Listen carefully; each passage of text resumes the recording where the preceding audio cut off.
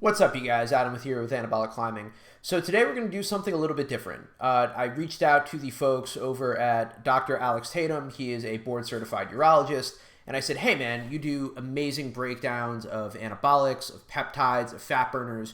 Would it be cool if I use you for the primer of some of my content and basically take some of your anabolic insights and translate that for the climbing community?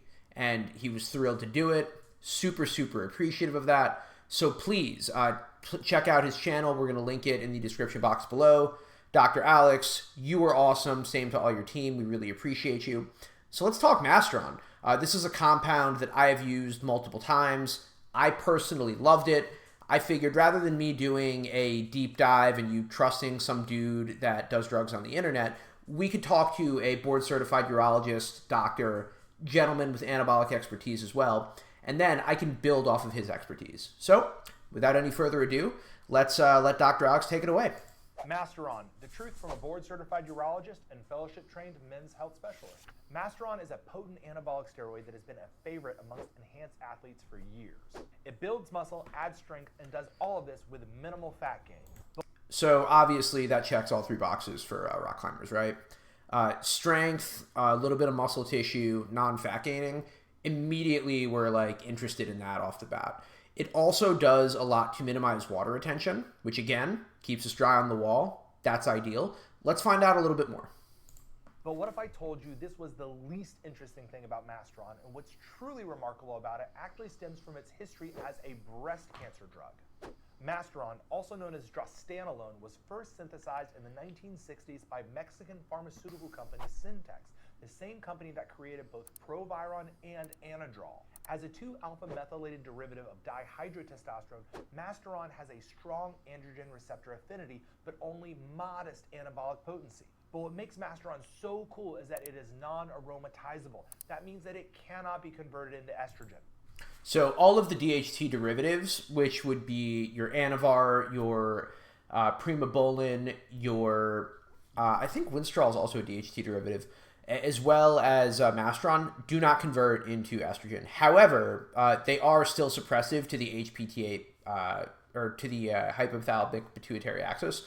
So it will nuke somebody's natural endogenous testosterone production. So typically enhanced athletes, or really athletes in general, will run this with a testosterone base. Let's continue.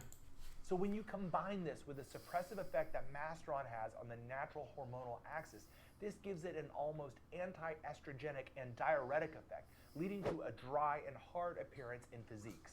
This is exactly what made it a good option for women with breast cancer.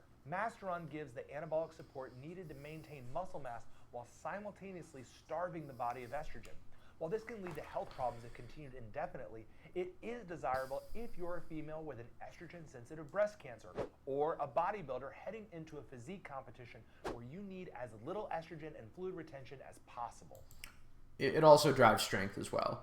So basically having something that acts as a SERM, there's really two different ways that you can handle estrogen or excess estrogen caused by testosterone, right?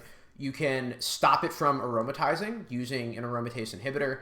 You can suppress it, which you could use with an equipoise or a primobolan.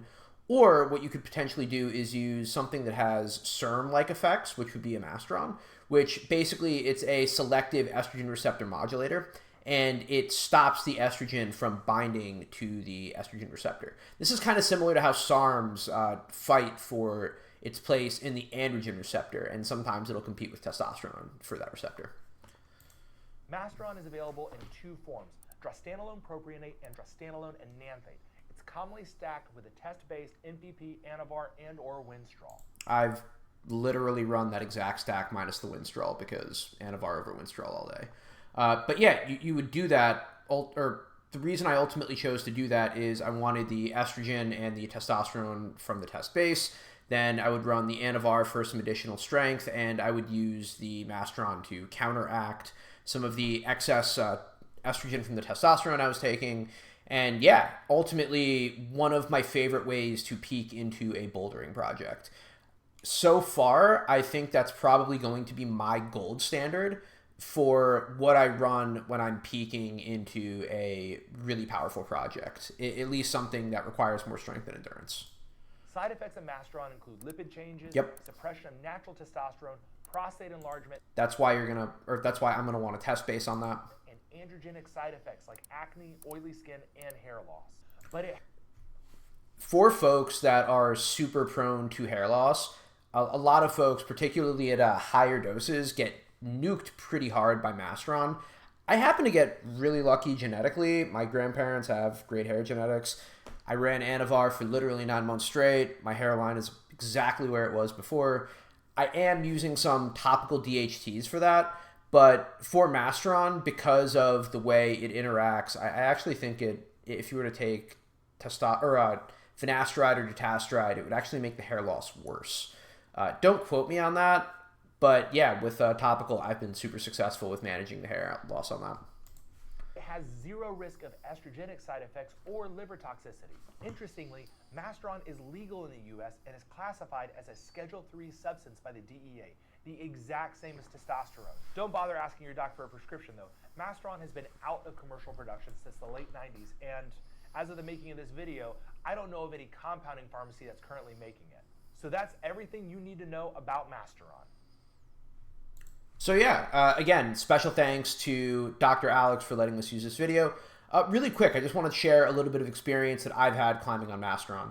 So number one, what's interesting about it is it doesn't seem to increase red blood cell count like I would see from a equipoise, from a nandrolone, even testosterone. So I think how anabolic it is might be put into question. To be honest, I think that helps us as rock climbers.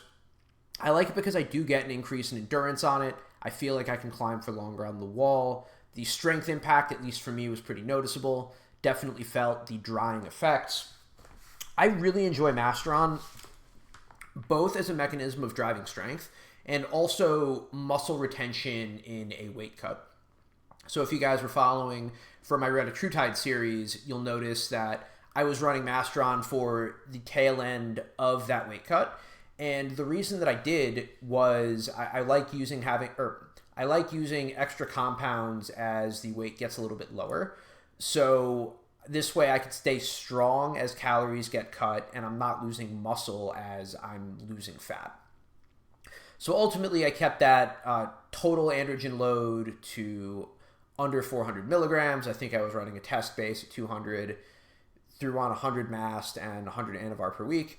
And yeah, I was able to basically leverage that stack to go up a couple of grades, which was super good for me. Just one thing to note, you have your fast Masteron and your slow Masteron, which is propionate, which is your fast, versus an anthate, which is slow. They're going to work the same way. One just has a faster clearance time. Just be mindful. I noticed for myself the reason I had to drop my propionate was I developed a skin sensitivity because the benzoyl alcohol within it, yeah, really just made my skin splotchy, and that was really annoying. But one thing I want to say about Masteron before we start wrapping it up, honestly, one of the more benign on the heart, one of the better compounds as it relates to blood work. Unfortunately, it tends to pound similar markers as Anavar, so I wouldn't personally run all of those indefinitely. I could run Anavar potentially all year round. Masteron I could not. But yeah, as long as a guy like me is managing my HDL, my LDL, I could really stay on Masteron as long as I have a test base for a decent amount of time. Great for off-season, for acquiring strength, whether that's muscle. I think less so for tendons. But really great for peaking into a project. I like having additional strength to gain, especially when calories are low. So I will use Masteron again. It's probably my favorite injectable outside of testosterone. And yeah, that's kind of everything I wanted to highlight as it relates to Masteron. If you guys like this kind of content of both using Dr. Alex as the explanation, sharing some of my experience and reacting to the compound itself, please like, subscribe, and comment. All of that helps the algorithm tremendously. We've been growing. I'm really trying to get to 500 subs by the end of the year. So if you guys like this kind of content, I appreciate that. I'm Adam with Anabolic Climbing. I'm going to give you guys a front double on the way out. I will see you in the next one. Take care.